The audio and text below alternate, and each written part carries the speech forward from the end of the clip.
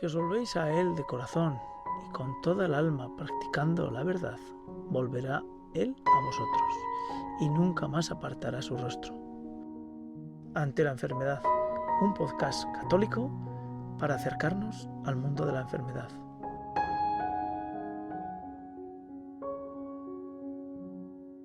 La Asociación de Nuestra Señora de Salus Infirmorum es una asociación denominada como tal Salus Infirmorum de la Archidiócesis de Zaragoza. Está calificada como una asociación privada de fieles dependiente de la Archidiócesis de Zaragoza.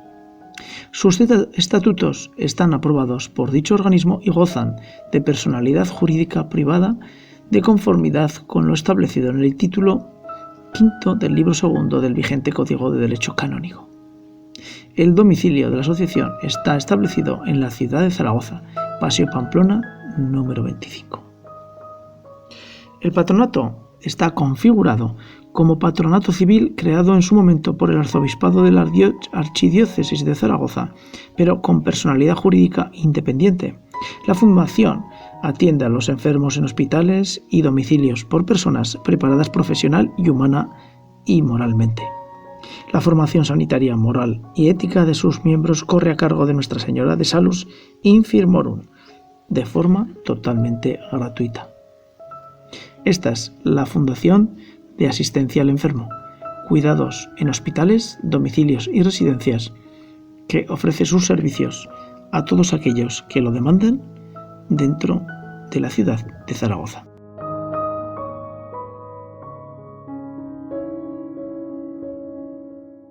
Hola amigos, hoy estamos en un momento especial porque traemos una entrevista que se va a componer de 3 entregas en la que vamos a presentar una asociación muy especial. Es una asociación que tiene una tradición dentro de la Iglesia Católica que está alrededor del mundo del enfermo. Y está alrededor del mundo del enfermo en la medida que no siempre la realidad del enfermo ha sido como la conocemos actualmente. Todos sabemos hoy que tenemos hospitales y tenemos cuadros clínicos de enfermería y de médicos perfectamente profesionalizados y formados. Pero esto no siempre ha sido así.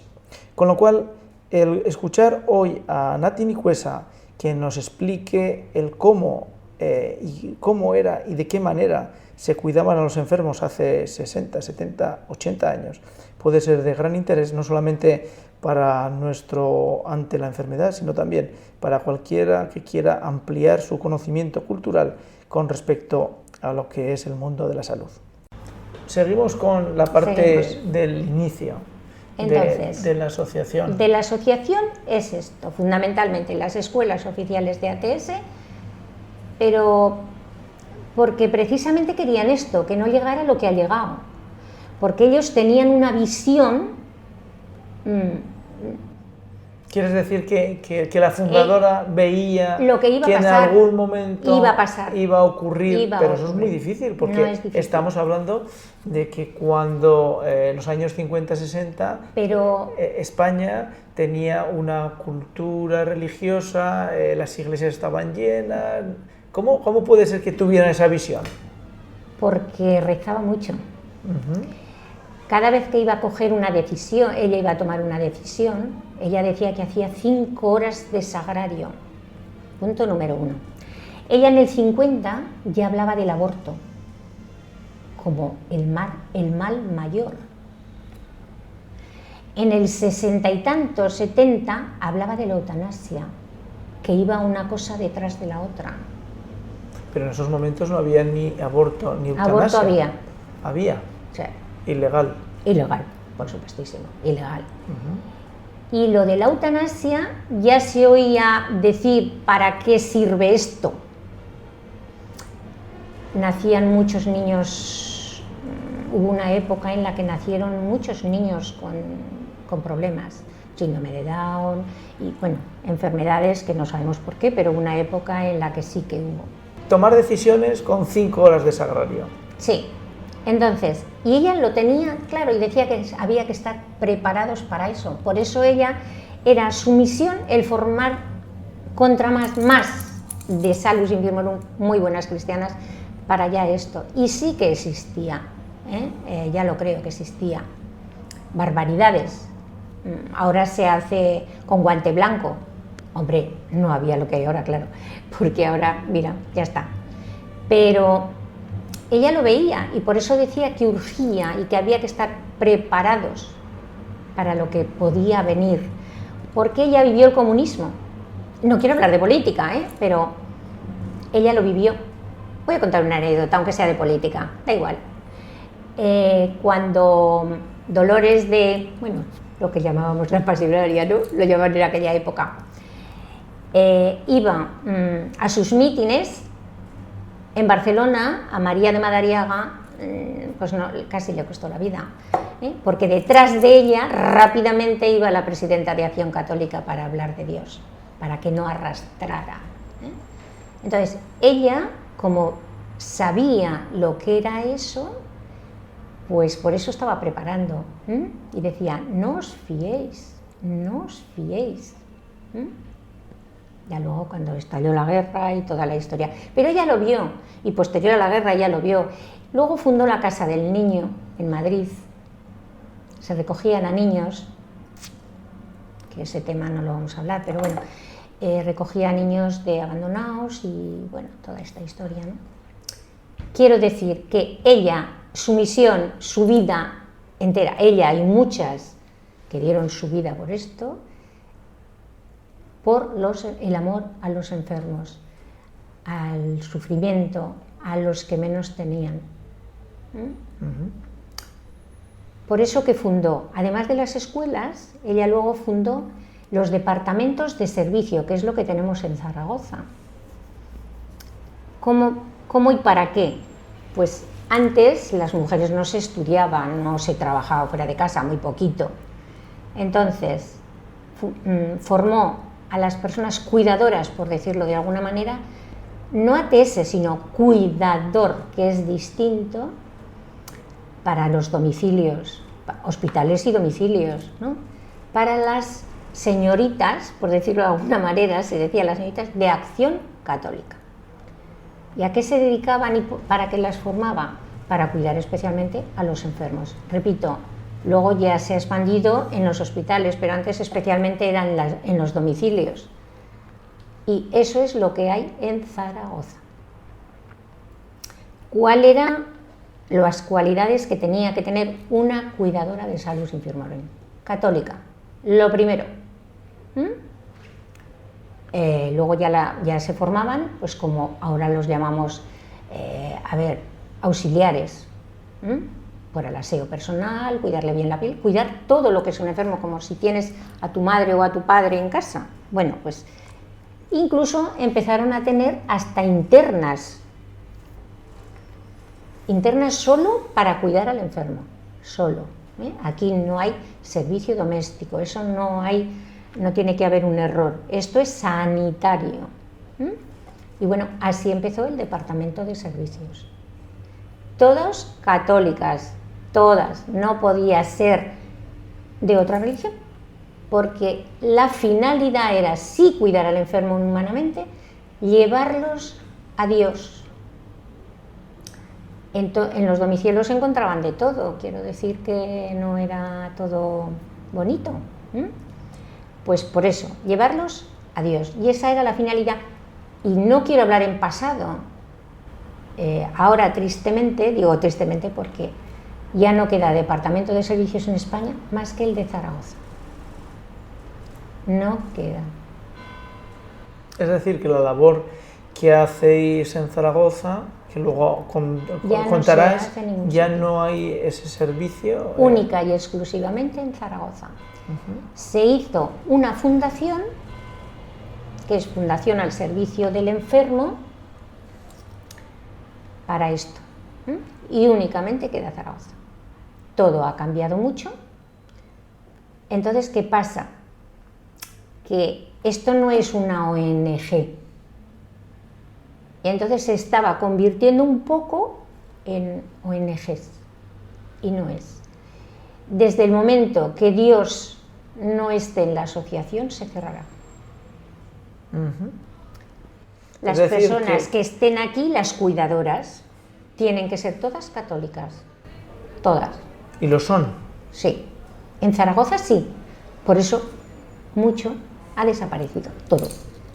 Ya lo que era, ya no era, con lo cual no tenía fundamento. Es decir, que de alguna manera cada persona que va y accede a un domicilio accede a hacer una labor, porque la va a hacer, tiene que hacer una labor de atención pero tiene que hacer también una labor de acompañamiento espiritual. Es decir, no se obliga a nadie a ningún enfermo, por supuestísimo, pero no puede irse ningún enfermo, no puede morir ningún enfermo con una cuidadora de salud, por lo menos sin rezar una Ave María en voz alta. Por lo menos, luego libremente el enfermo, con plena libertad, pero sí que deben de rezar por el enfermo. Entonces, esa es la finalidad de la asociación, aquí, ahora fundación y asociación. Como muy bien leemos en el díptico, la fundación cuida y la asociación forma.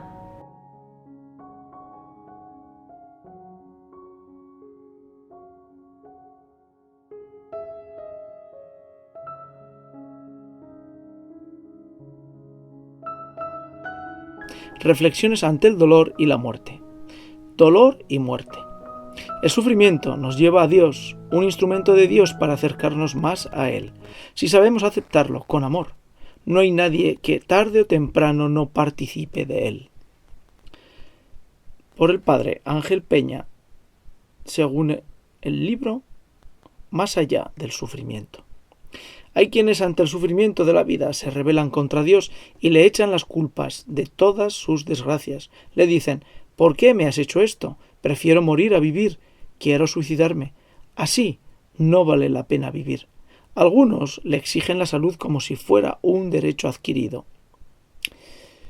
Si no tuviera hijos que cuidar, si estuviese solo, pero tengo una familia que alimentar y tengo muchos problemas que resolver y muchos planes que realizar.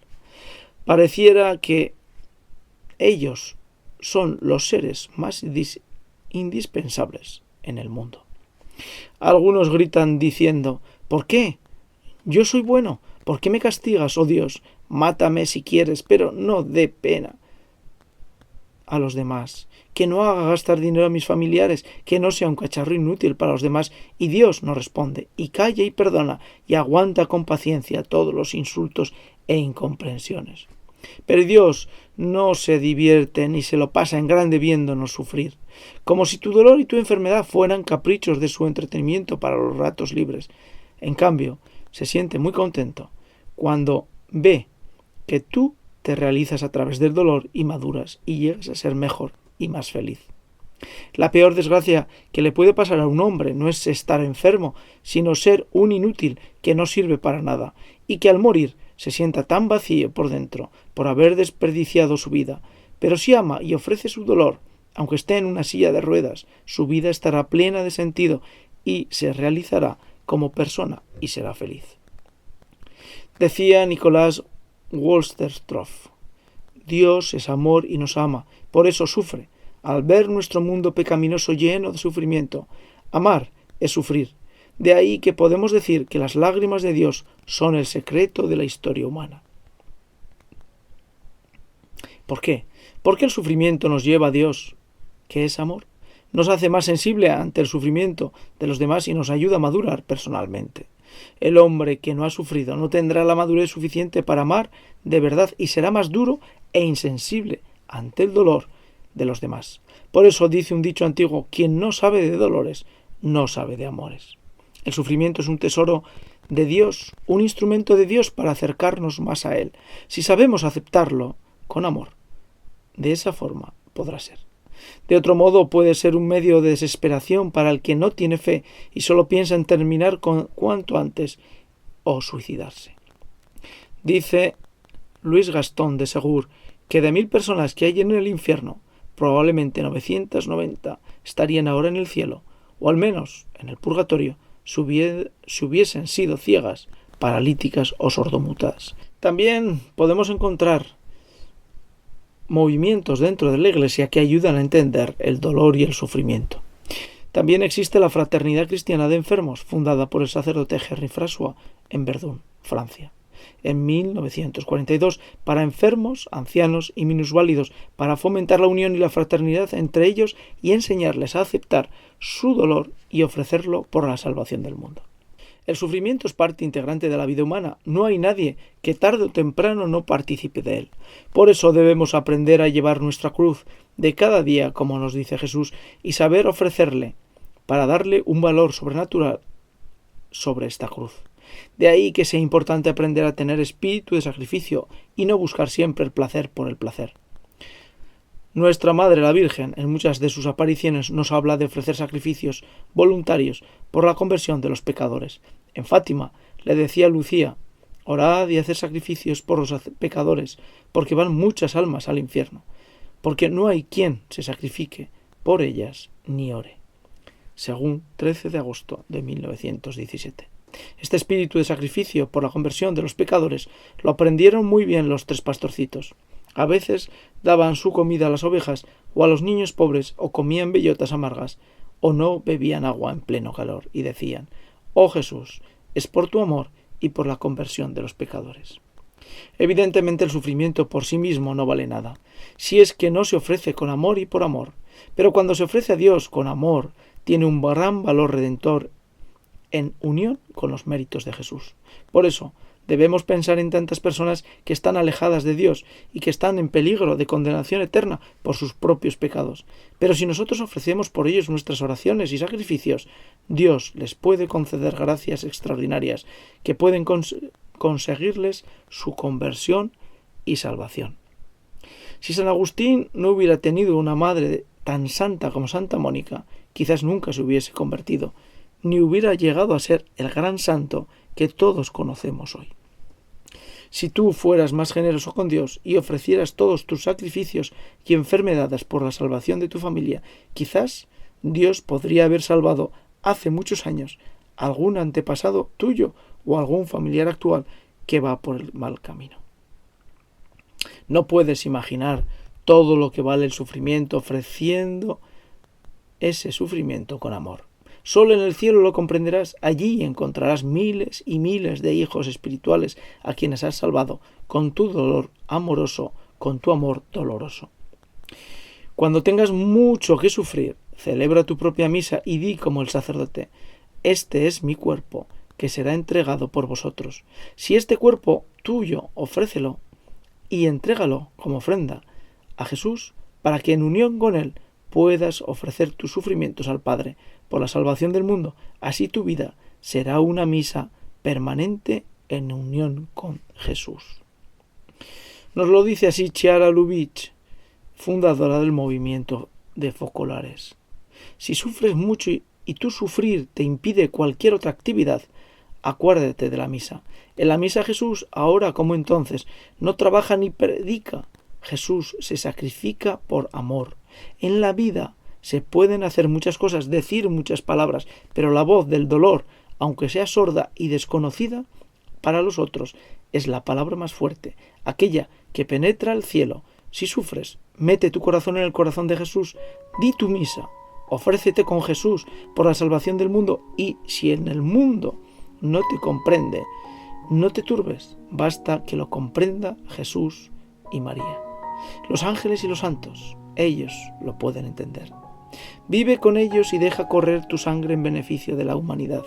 La misa es un misterio, demasiado grande para poder comprenderla. Su misa y tu misa, Jesús y tú, su amor y tu amor, podéis salvar al mundo con vuestro sufrimiento. Por eso, decía Susan Fouché, yo he tomado mis dolores en mis manos como un instrumento de trabajo para salvación del mundo. ¿Estás tú también dispuesto a ofrecer tu vida por la salvación de tus hermanos? Jesús está esperando tu respuesta y cuenta contigo. No lo defraudes. Jesús podría decirte: yo soy tu Dios y pienso en ti. Dispongo todas las cosas para tu bien, aunque no lo comprendas. Acepta con serenidad y paz todo lo que disponga para ti y ofréceme con amor tus sufrimientos. Solo así podremos estar unidos y tener un solo corazón. Si experimentas cansancio, échate en mis brazos. Si estás triste, ven a mí, duérmete tranquilo entre mis brazos.